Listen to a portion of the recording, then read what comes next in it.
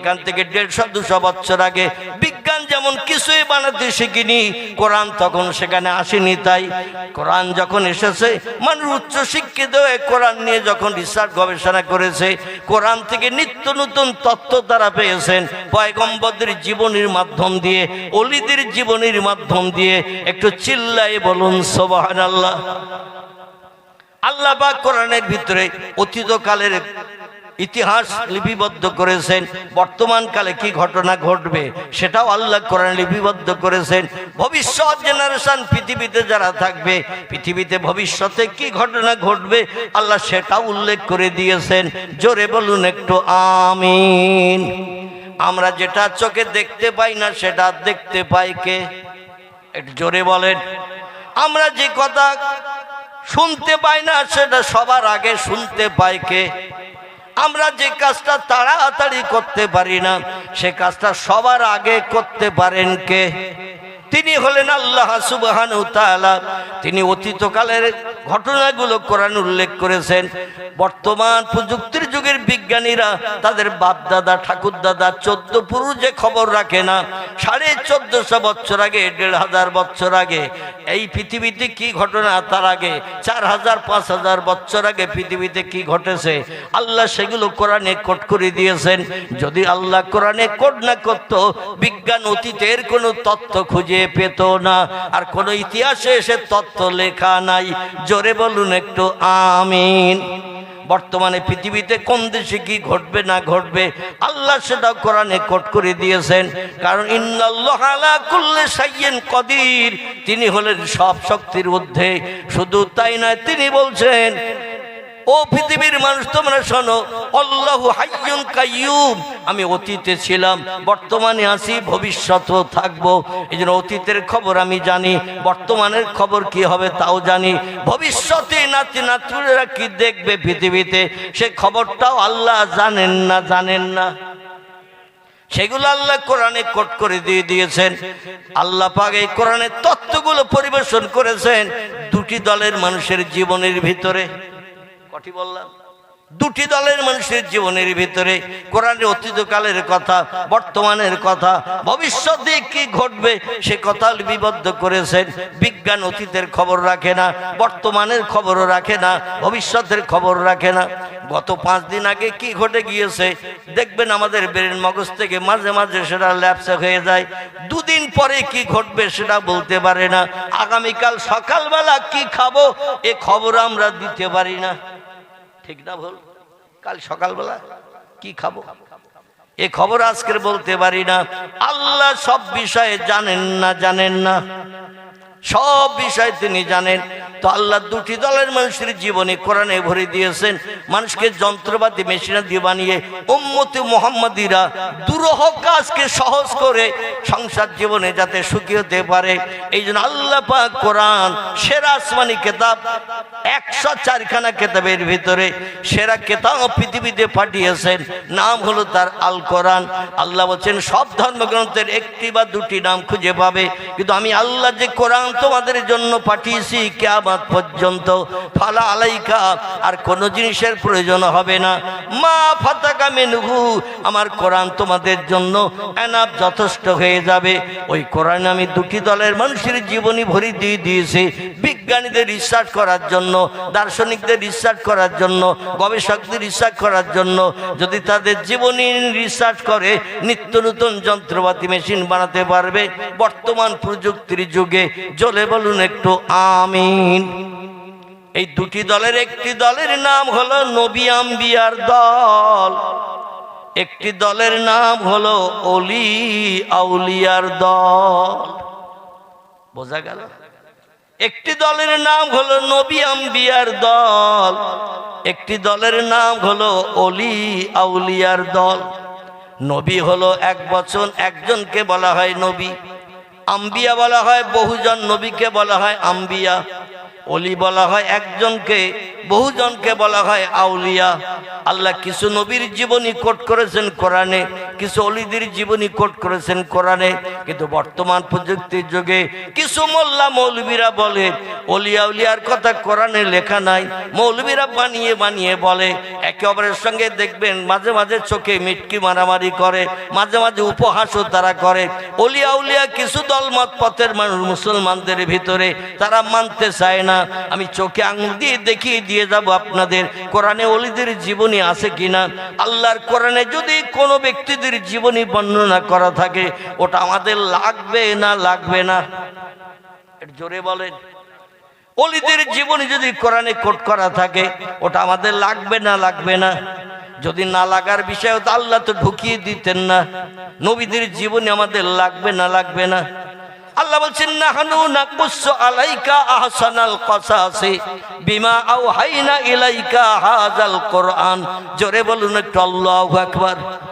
কোরআন পাকের 12 পারা সূরাটির নাম সূরাতুল ইউসুফ। কি নাম বললাম? কোরআনের 12 পারা সূরাটির নাম হলো সূরাতুল ইউসুফ।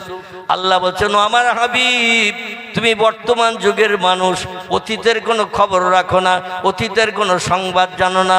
নাহনু নাকুসু আলাইকা, আমি স্বয়ং আল্লাহ পাক তোমার কাছে অতীতকালের কিছু খবর বর্ণনা করছি। নবীদের জীবনী আমি তোমার কাছে আমার ফেরেশতা জিবরিল আমিনের মারফত দিয়ে তোমারে জানিয়ে দিয়ে দিচ্ছে। সে সম্পর্কে তুমি জানো, সে মতো জ্ঞান অর্জন করো, ভবিষ্যতে চলার পথে তোমার লাভ হবে। জোরে বলুন একটু আমিন। আল্লাহ বলছেন শুধু সাধারণ জীবনী নয়, নাহনু নাকুসু আলাইকা, আপনার কাছে কিসসা বর্ণনা করছে, নবীদের জীবনী বর্ণনা করছি। আহসানাল কসাস, উত্তম কিসসা, উত্তম ঘটনা আমি আপনার কাছে জিবরিল আমিন মারফত লৌহে মাহফুজে সংরক্ষিত ওই কোরআন পাকের ভিতর আমি বর্ণনা করে রেখে দিয়েছি। সেগুলো আপনাকে জানানোর জন্য আমি কোট করে রেখে দিয়েছি। সুন্দর ঘটনা আপনি শুনবেন এবং আপনি এ নিয়ে জ্ঞান অর্জন করতে পারবেন। আমার কোরআনের ভিতরে বর্ণনা করে দিলাম, আপনার উম্মতেরাও যদি রিসার্চ করে, গবেষণা করে, তারাও ভবিষ্যতে লাভবান হবে। জোরে বলুন একটু সুবহানাল্লাহ। বর্তমান 21 শতাব্দীর যুগে বিজ্ঞানীর একটা নতুন যন্ত্র বানিয়েছে জাপানের দেশে। কোন দেশ বললাম? জাপানের দেশে একটা নতুন যন্ত্র মেশিন বানিয়েছে।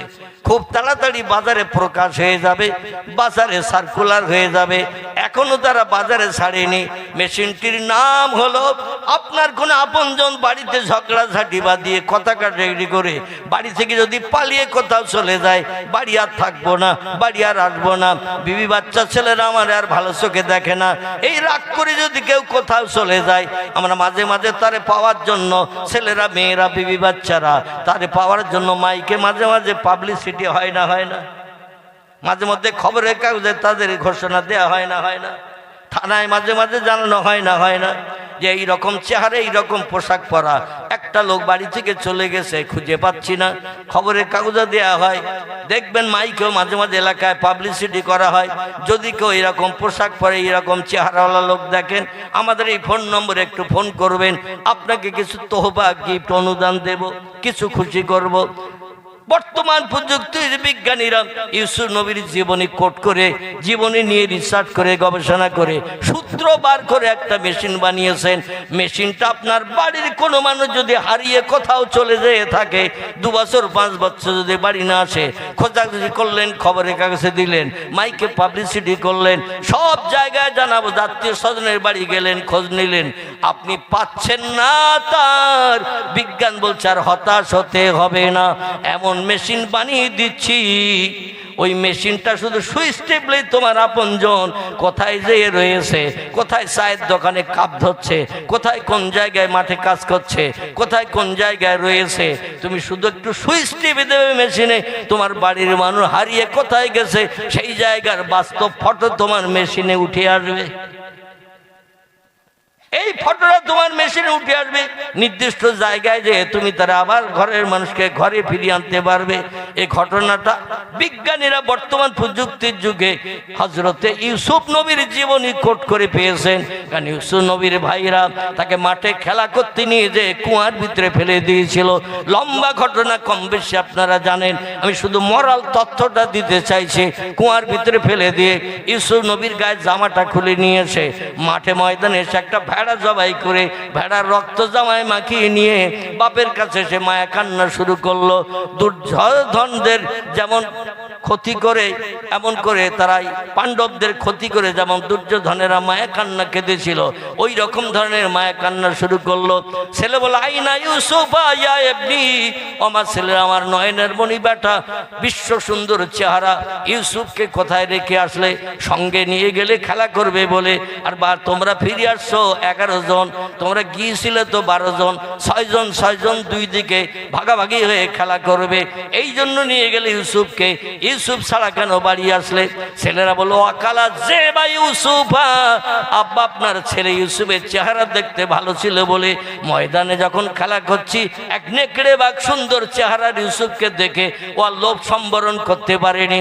ইউসুফের ঘাড়ের উপরে পড়ে যখন কামড়ে ধরে নিয়ে পিঠে নাতাড় মেরে তুলে নিয়ে গহীন জঙ্গলে চলে যাচ্ছিল, আমরা খেলা ছেড়ে দিয়ে বাঘের পিছনে ছুটলাম, তার গায়ে জামাটা ধরলাম বাঘের গাল থেকে কেড়ে নেওয়ার জন্য, কিন্তু বাঘ এমন কামড়িয়ে ধরেছে ইউসুফকে, জামা ছিঁড়ে আমাদের হাতে এসেছে কিন্তু ইউসুফকে আনতে পারিনি। 11 জন ছেলে তথ্য দিল, বাপ মেনে নিয়েছিল, বাপ কিন্তু মেনে নেয়নি। উনি বলেন তোরা বলছিস বাঘে আমার ছেলে ইউসুফ রেখে এসে, তাই 12 জন ছেলের 11 জন তোরা ফিরে এসেছিস, কিন্তু শোন আমি ঘরে বসে বসে আমার ইউসুফের গায়ের গন্ধ পাচ্ছি, আমার ছেলে ইউসুফ বেঁচে আছে। জোরে বলুন সুবহানাল্লাহ। বাঘে খেলে আর তার গায়ের গন্ধ আমি পেতাম না, হাওয়ার মাধ্যম দিয়ে তার গায়ের গন্ধ আমার নাকে এসে লাগছে। হযরত ইয়াকুব নবী বুড়ো মানুষ, এই গায়ের গন্ধ নাকে পাচ্ছে বলে বললেন আমার ছেলে বেঁচে আছে, তোরা কোনো জায়গায় ক্ষতি করে এসেছিস। ওরা কুয়ার ভিতরে ফেলে দিয়ে দৌড়িয়ে চলে এসেছিল। দীর্ঘ 36 বছর পর, কত বছর? 36 বছর পর ইয়াকুব নবী যে বলেছিল আমার ছেলে বেঁচে আছে, নাম নিশানা গন্ধার পাইনি। অনেক লম্বা ঘটনা। কুয়া থেকে একদল ব্যবসায়ীরা তুলে নিয়ে মিশরের বাজারে বিক্রি করলো। দেশের বাচ্চা আজিজের বাচ্চা কাচ্চা ছিল না, ওই ইউসুফকে কিনে নিল ভবিষ্যতে রাজ সিংহাসনে বসাবে বলে। সেখানে লালিত পালিত হলো। জোলাইখা এক বদনাম দিল, যার কারণে 8 বছর জেলের ভিতরে আবদ্ধ ছিল। পরবর্তীতে একটা স্বপ্নের তাবির বলে দিয়ে দিল। স্বপ্নের তাবির বলার পরে জেলখানা থেকে আবার বাদশা আজিজ বার করে তারে খাদ্যমন্ত্রী বানিয়ে দিয়েছিল। জোরে বলুন সুবহানাল্লাহ। আজিজ মরে যাওয়ার পরে রাজ সিংহাসন খালি হয়ে গেল। ওই রাজ সিংহাসনে জনগণেরা বলল এনার মতো সৎ মানুষ ভালো মানুষ আমাদের মিশরের দেশে নাই, উনি হবেন এখন রাষ্ট্রনেতা। যাই হোক, পরবর্তী ইউসুফ নবীর সঙ্গে ইয়াকুব নবীর সাক্ষাৎ হলো। আর ইউসুফ বললেন আমার গায়ের এই জামাটা আমার বাবার চোখে একটু লাগিয়ে দিও, আমার জন্য কেঁদে কেঁদে অন্ধ হয়ে গেছে, আমার গায়ের জামাটা বাবার চোখে একটু মলিয়ে দিও, ঘষে দিও, আমার বাবার চোখের জ্যোতি আবার ফিরে আসবে। জোরে বলুন সুবহানাল্লাহ। ইতিহাস আমাদের জন্য সাক্ষ্য দেয়। বিজ্ঞানীরা বলছে ইউসুফ নবীর সঙ্গে তার পিতার যে মিল হলো, তিনি যে মরেননি, গায়ের গন্ধ পেয়েছিলেন এটা বলেছিলেন, পরবর্তীতে জেন্দা ছেলেরে পেলেন। আমরা ওইটা নিয়ে রিসার্চ করে যন্ত্র মেশিন বানাবো। কেউ যদি কোথাও ইউসুফ নবীর মতো হারিয়ে টারিয়ে যায়, কোথাও যদি থাকে, একদিন তার সন্ধান আমরা পেতে পারবো। বর্তমানে মেশিন বানিয়েছে সন্ধান পাওয়ার জন্য। জোরে বলুন একটু মারহাবা। কোরআনের 12 পারায় যদি এই তথ্যটা আল্লাহ ইউসুফ নবীর জীবনী কোড না করতেন, বিজ্ঞানের তথ্য খুঁজে পেত। কোনো কিছু বানাতে গেলেই সূত্র লাগে, সূত্র ছাড়া কিছু বানানো যায় না। আসুন আমি এবার আপনাদের নিয়ে যাই। আল্লাহ পাক বলছেন কিয়ামত পর্যন্ত আর কোনো নতুন পুস্তকের দরকার যাতে মানুষের না হয়। এই জন্য আমি আমার আসমানি কিতাব কোরআনের নাম দিয়ে দিয়েছি 36টির মতো। এক একটা নাম এক একটা সমস্যার সমাধান করে বান্দাদের মুখে হাসি ফোটাবে, এক একটা সমস্যার সমাধান করে বান্দাদের উপকার করবে। তাদের কোথাও যেতে হবে না, আমার কোরআন বান্দাদের জন্য যথেষ্ট। এই জন্য একটি নাম হলো কোরআন শরীফ, একটি নাম হলো কোরআন মজিদ, একটি নাম হলো দোয়া, একটি নাম হলো শেফা, একটি নাম হলো জেকের, একটি নাম হলো ফুরকান, একটি নাম হলো নূর, একটি নাম হলো হুদা, একটি নাম কোরআনুল কারীম, একটি নাম ফুরকানুল হামিদ, একটি নাম এমন করে কোরআনুল মাজিদ। আল্লাহ পাক এক এক করে নাম দিয়ে দিয়েছেন 36টির মতো। যত সমস্যার সম্মুখীন হবে মেম্বারের কাছে যেতে হবে না, প্রধানের কাছে যে হাত পাততে হবে